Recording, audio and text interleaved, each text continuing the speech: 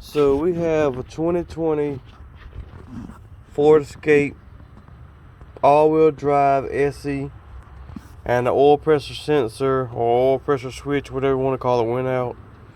And we couldn't find any information on the internet about where it was or how to fix it.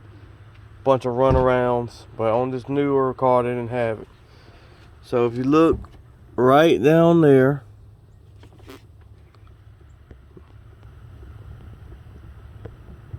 it's right down there, right behind where the radiator is on the motor. It's sort of around where the starter is.